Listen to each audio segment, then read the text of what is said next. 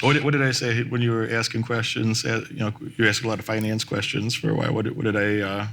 Anything memorable from that? Yeah. So the first time we met, I'm nowhere near this man when it comes to the stock market and all that stuff. I said, yeah, I feel that we're not in a recession. He goes, well, technically we are in a recession because we have two quarters of negative growth. And for me, I see it as a mindset, right? Where it's like when I go out there, I remember when it was a recession, everybody was, oh, my 401k, I don't know how I'm gonna make it back, da da da da. And I'm like, I ain't worried about it. I'm 36. I mean, I got 10 years and hope I keep my Apple stock. When people were fearful, I would buy more. And he told me that, and I was like, I went home and I was like, shit, are we in a recession? And I was like, I guess we are. According to he said, technically, all right. But for me, it was a mindset. So that was another memory. But yeah, I always love asking him, financial questions because he hits it right on the nail. He's blunt. He's honest, right? And I think you don't get a lot of that nowadays.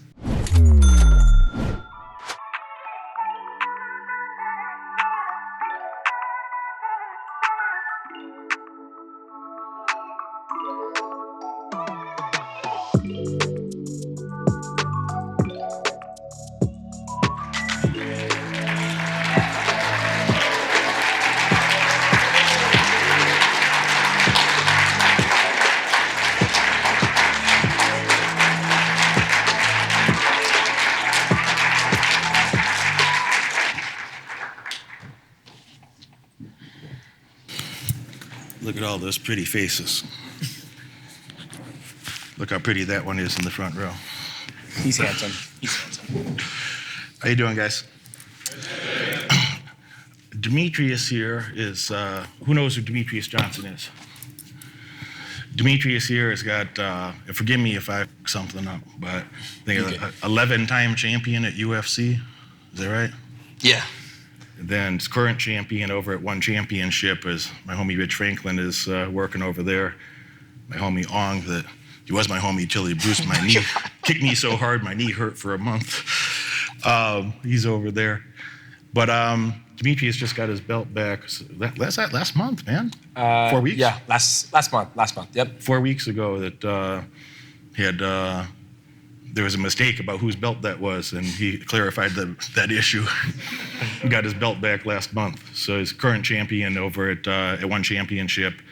So 13 world champions between those two organizations, and is there more?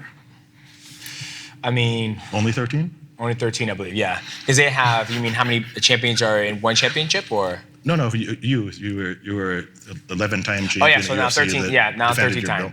You know what? Yeah, 13-time world champion. And I was gonna ask, like, I was like, who's won as many world champions in all mixed martial arts? Like, you have Fedor Emelianenko, you have Jose Aldo, those guys who were the WC champ. Then they went to the UFC, and it's consecutive. But I don't know what it is. I know Muay Thai guys, they probably have the most, but it's not mixed martial arts. I think you're the guy. I don't know. I have to do some digging, find out. Valentina, she's an 8-time over at UFC. Yeah, she's 8. Yeah. So Valentina came, she chatted with me at an event we did for 4th of July weekend. So 8-time champion. Mm-hmm. But I think you're the guy.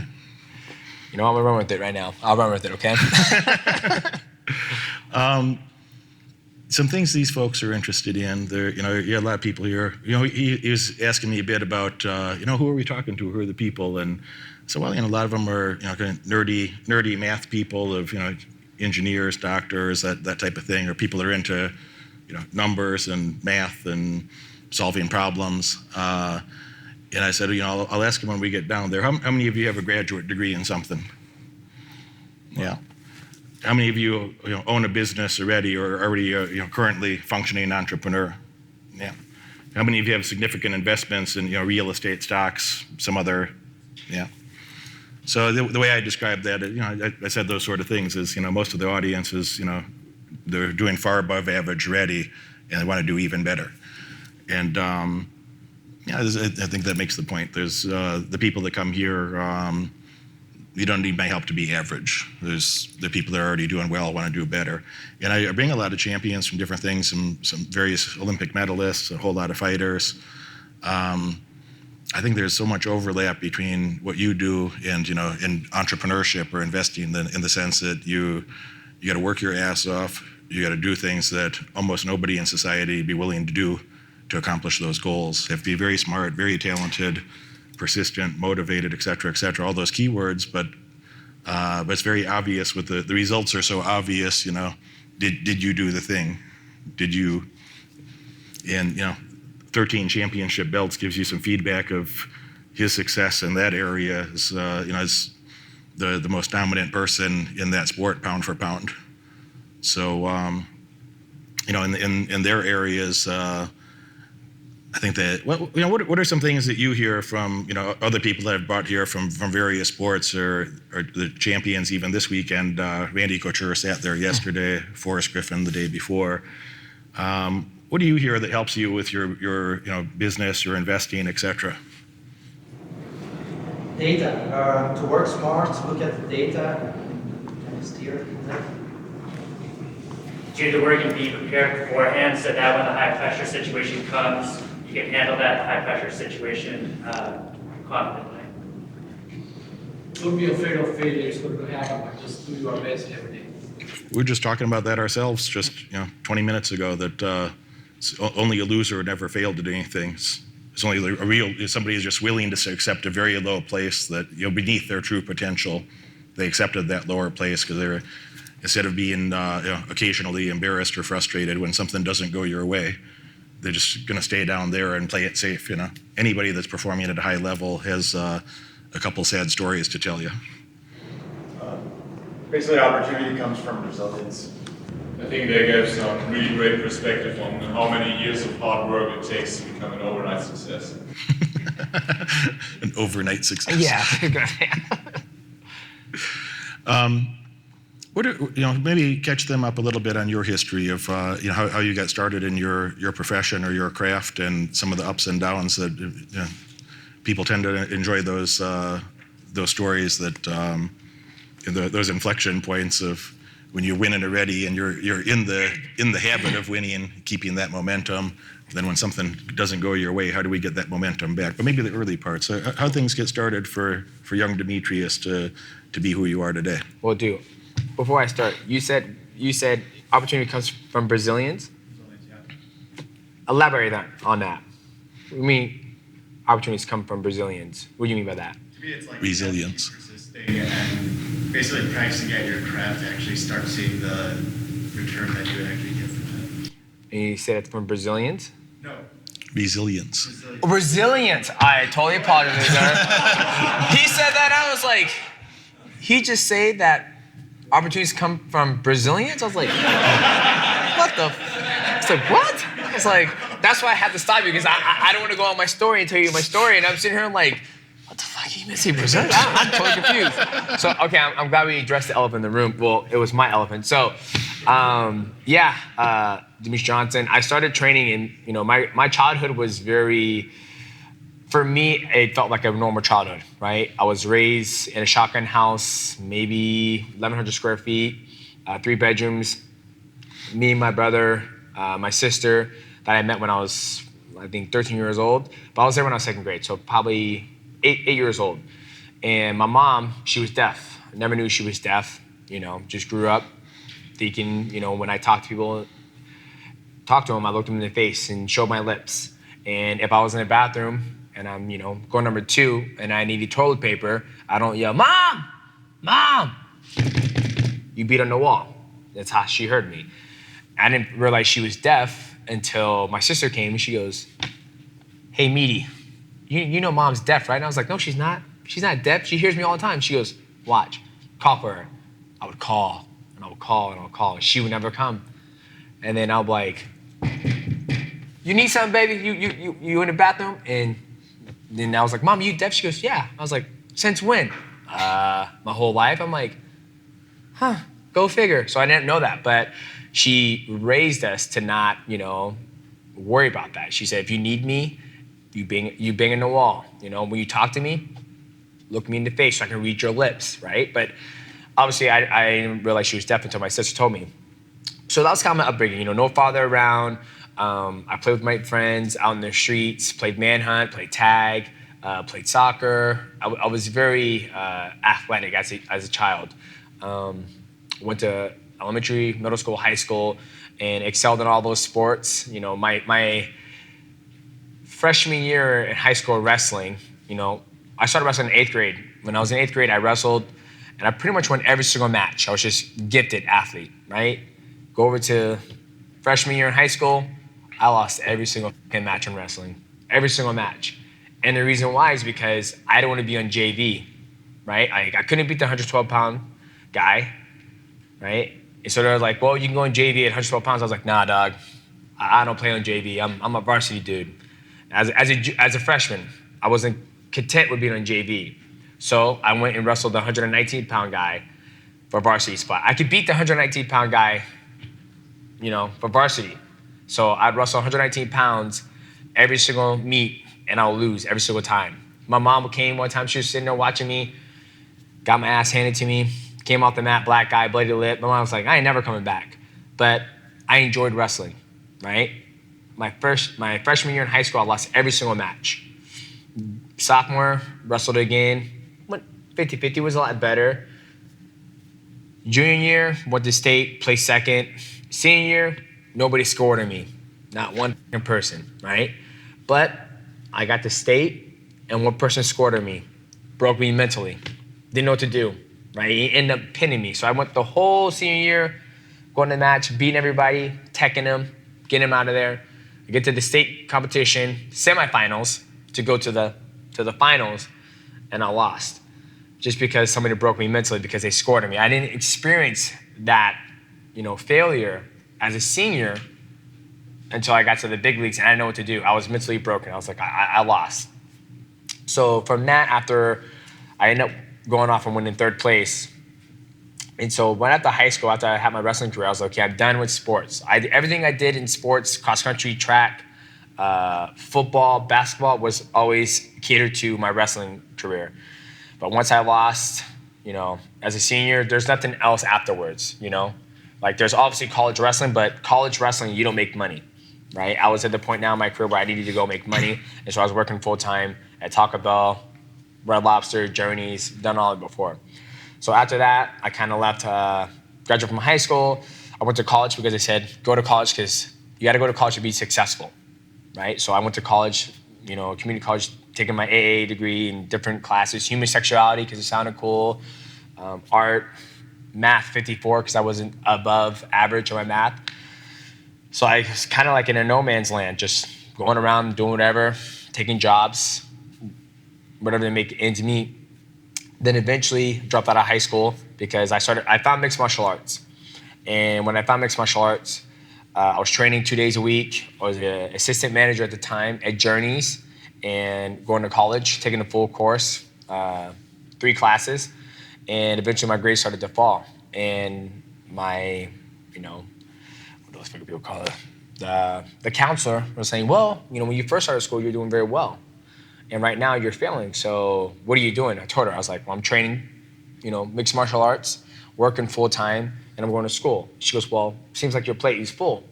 Something has to give. And I was like, well, I need money to pay for insurance, pay for my mortgage. I love training. I'm not going to give that up. So deuces, left school. I was like, I need money. So I started working full time and I jumped from job to job, doing construction, working at Taco Bell, like I said, hanging gutters with my father-in-law. And then the thing that hit me, right, and me and his philosophy are totally different. That's why I think, we work well together or we have good conversations, is I like to ask questions. I was working hanging gutters for my father-in-law and, it's about 2 weeks and he's hanging gutters and every time we get to a house, I'll have to go around and measure how much he needs for gutters. And he pulls it back to the machine, he starts making gutters. And I go, fuck, Alan, you do this every single day? He goes, every single day. I was like, every day? He goes, yep. He goes, life is monotony.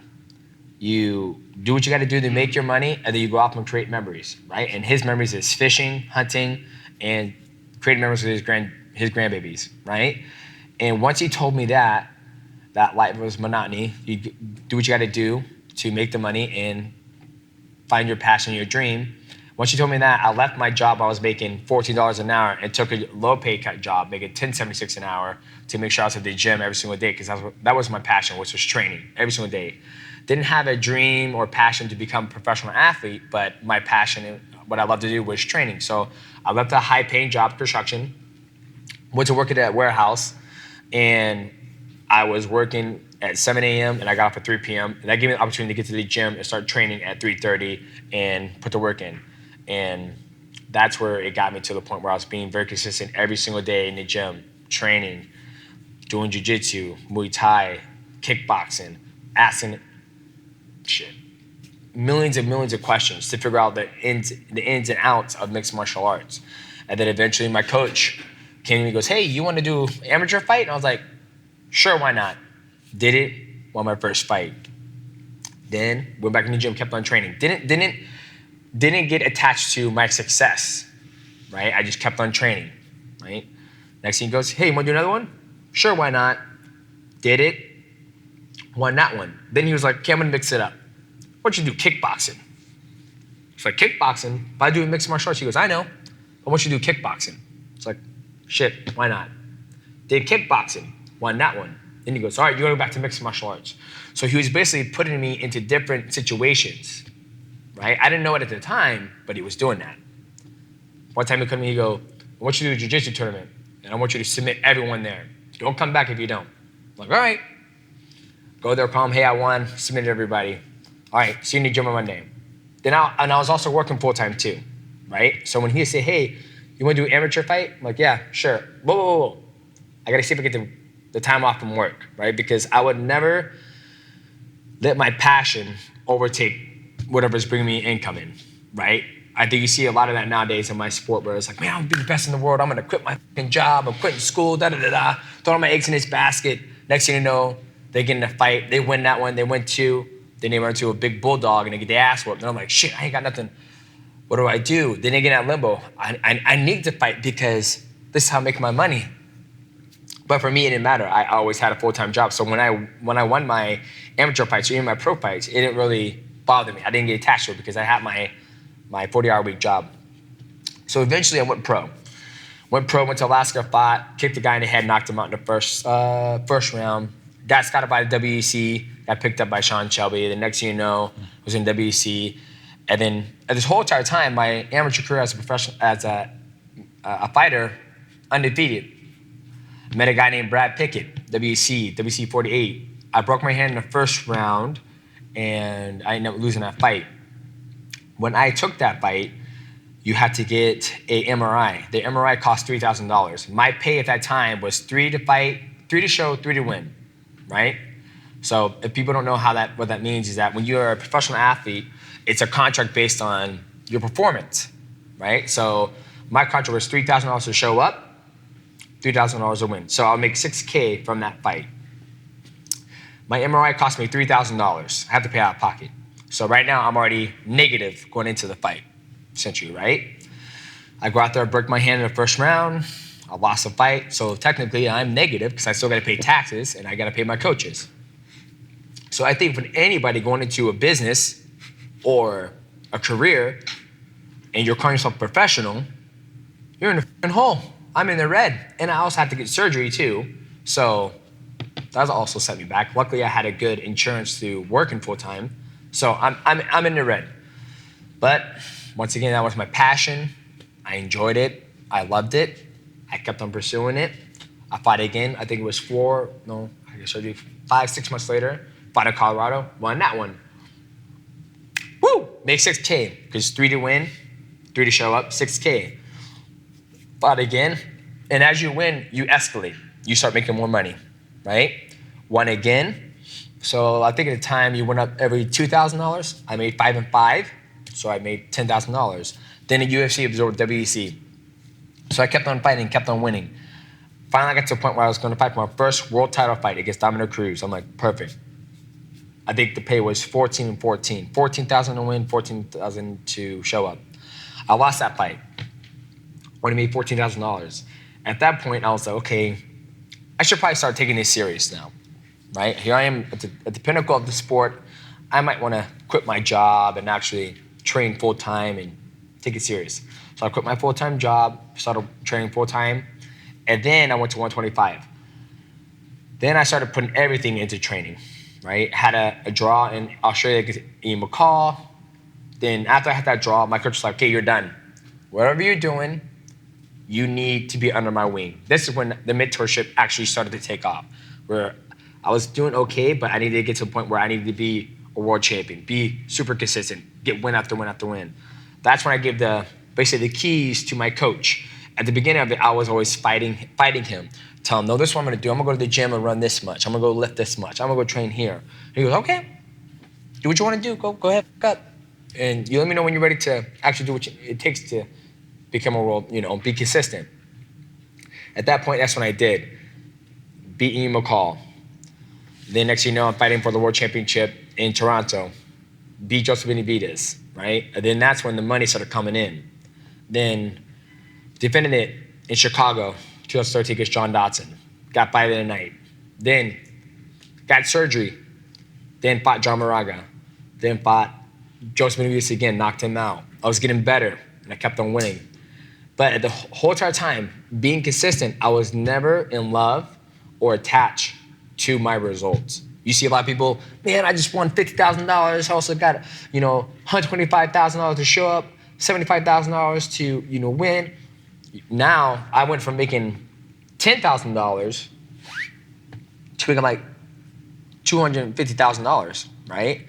But I never got attached to the success. I never got attached to winning. Because after I win those fights, the next day, I'll be in the gym. What did I do wrong? Where can I have improved? How can we do better, right? And that's what I think was a big thing in my, my winning and me being consistent at winning is being humble, being grateful for the position I put myself in. Kept on winning, and eventually I would lose to Henry Cejudo, which I'm sure he's on talks with you, so you guys probably know Henry Cejudo. But then after I lost the fight with Henry Cejudo the second time, I asked myself, what do I want to do? Because if I stay here, I'm not going to be able to have a better opportunity. So I took a chance and went over to Asia to fight for one championship, and now everything's doing well. Won the World Grand Prix and lost the first title fight against Adriano. Another setback, right? I took a year off to reevaluate, fix my mistakes, get better, and I did a super fight against Ratane, one of the best Muay Thai strikers in the world. Beat him, and then they said, hey, we're gonna give you an opportunity to fight for the belt again. I was like, sure, why not? At this point in my career, I was like, I'm gonna go out there and I'm always gonna perform, right? I know that my brand always performs. Always. Doesn't matter where you put me at. I'm always going to go out there and fight my ass off. Got the opportunity to fight again, and then it came out successful this time. The knockout went viral. It was the biggest tweet of one championship. It did amazing. I think the concurrent, it was like 1.7 million views. People watched it live, and I think afterwards it's hit like 30 million views, that fight card of me fighting. So, and here I am now, talking in front of you guys. So, very long journey. It hasn't ended yet, but if I was to say one thing that's helped me, it's just consistency and asking questions. Like you said, I was up there and I was asking, I said, Derek, you're very successful. What is your end game, right? That's something I ask everybody because one of my trainers has asked me that. He goes, what's your end game in mixed martial arts? Like, you're the world champion, so what's your end game? And for me, my end game was to never have to work again. So that's what drives me. It's like, how did I get to that point in my career? I might never get to that point in my career where, I'm 13 world time champion. If I had John Jones or Conor McGregor pay-per-view buys, I think I'll be well done retired, right? But obviously, I don't have that. So that's what drives me to get to that point where I'm done, I've been successful. So that's my story. Easy. Bye guys, thank you.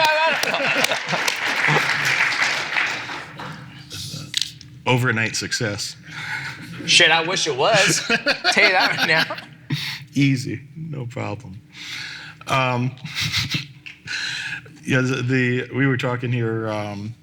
What did I say when you were asking questions? You asked a lot of finance questions for a while. What did I? Anything memorable from that? Yeah. So the first time we met, and I'm nowhere near this man when it comes to the stock market and all that stuff. But I like to think I know. Maybe I didn't even go. I know a little bit, right? So I said, yeah, I feel that we're not in a recession. He goes, well, technically we are in a recession because we have two quarters of GDP. Look at his face. He was like, yeah. 2 quarters of no GDP growth, right? And he goes, technically that's a recession, right? That's what you said. Negative growth. Negative growth, excuse me, negative growth. And for me, I was like, well, for me, I see it as a mindset, right? Where it's like when I go out there, I remember when it was a recession, I remember, oh, my 401k, I don't know how I'm gonna make it back, da da da da. And I'm like, I ain't even worried about it. I'm 36. I mean, I got 10 years, and hopefully I keep my Apple stock. It'll keep going up. I'm gonna buy more. When people were fearful, I would buy more. And he told me that, and I was like, I went home and I was like, shit, are we in a recession? And I was like, I guess we are. According to he said, technically, all right. But for me, it was a mindset. So that was another memory. But yeah, I always love asking him, financial questions because he hits it right on the nail. Not on the nail, but he's blunt, he's honest, right? And I think you don't get a lot of that nowadays, right? They're like, oh, no, everything will be fine, you'll be great, don't worry about it, it's gonna come back. And he's like, there's a lot of shit that's going on right now that, there's a lot of opportunities, but it's a lot of things can be f***ed up, so. We were talking in here, I think yesterday, or even earlier today, about the concept of, I like to ask a lot of questions too. I'd like to find people that know a lot more than me about something. And I don't care about everybody's opinion, but I'd like to find people that are, high performers, they have, clear results. And it's why I'm doing okay. I just started our skill set. And on the other hand, it's nowhere close. Your MMA skills versus mine. I got a lot of catching up to do to burn that much wisdom into my neural pathways, and our bodies are going to move a little bit different. Yeah. But I asked Demetrious, hey, when are you coming over to train with me? And we just put that on the schedule. So I love to learn from anybody that knows a lot more about a topic than I do. I love that. And a comment we've had in here a couple times this week is it's better to look stupid for a second and ask a question that you might feel a little dumb, or, well, maybe I'll be embarrassed in front of the room. And I encourage them to do that. Well, you'd rather look stupid for a second than stay stupid for the rest of your life. There's no stupid question, right? There's a lot of shit I don't know, and I still ask questions. Even in my sport, I've been doing it for 18 years. I still ask questions, and I still got to get reminded all the time on just the little things, right? So I think, for me, when we do the Q&A session, please, there is nothing off the table when it comes to me, because I think transparency is the biggest thing. And that's why I asked him questions. I told him, I said, this is my end goal, right? I told him, he goes, well, hate to be sour apple for you, but you got to factor in inflation. And I was like, some bitch, you do, don't you? I'm going to need more money, Derek. I'm going to need more money. So, and at that point when I was telling him my end goal, did I feel stupid? Absolutely not, because I felt like at the point my goal is solid, right? It's the thing. So I asked him, I was like, what do you think about my end goal? And he wasn't the last person. I asked a woman on a plane, she was 81 years old, and she was going to Canada to get her pacemaker fixed. But what she did was, she was in the finance field, where when people would retire and they had their severance pay or whatever it may be, she would tell them how to make it go further and how to survive. And I was like, I'm gonna tell you my end goal is, you tell me how I'm doing so far. And I told her, she goes, so far you're doing good. She goes, but you gotta make sure you put money here for your children. So, yeah, there's no stupid question, man. Ask any question you want and learn from this, man. Better look dumb for a minute than stay dumb for a lifetime. And, try to find the best people you can to learn from. Even when I wanted to learn MMA in my 40s, with no previous, had plenty of violence growing up, but no real training. I wanted to find the best people in the world that could help me with that. And some of the people that I train with it really helps. I hate to use that language of, it helped cut my learning curve, as if I was going to learn all that shit by myself. Saying that presumes that you were going to figure it out by yourself anyway, which is ridiculous. Yeah.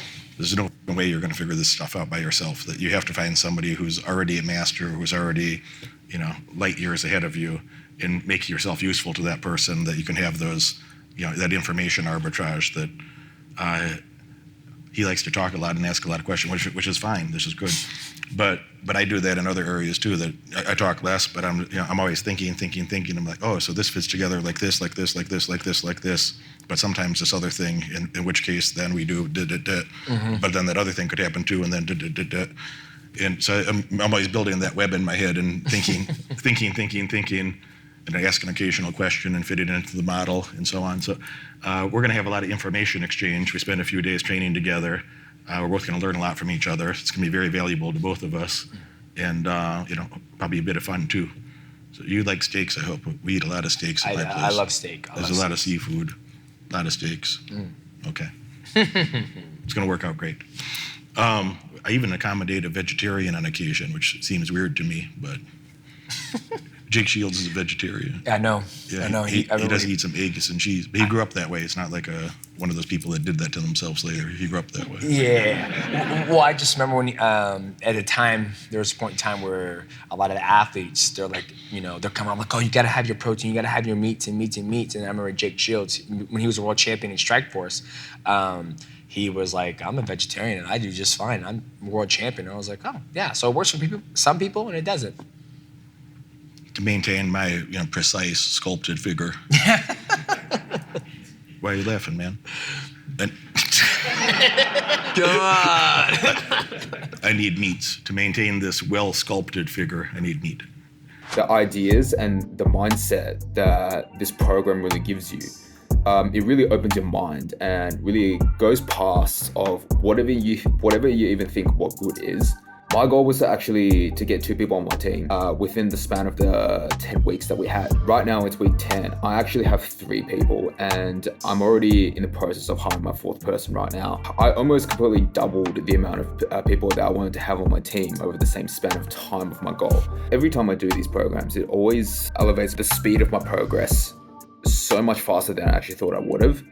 And look, even that itself is just already like the best investment of time, because I literally saved 5 weeks of my time. Essentially, a lot of it was a shortcut. It really has increased my belief. It's increased my progress. And honestly, I've just made so much more money. Like literally just made it's getting close to double my income right now. So absolutely incredible stuff. So if anybody is like sitting on the fence about this, I don't know what the fuck you're doing. If you want to save time, if you want like the right education, the right information, the right people, Derek and Travis, fantastic teachers. So if you really want to succeed, if you want to meet like-minded people to help you succeed, this is the program for you.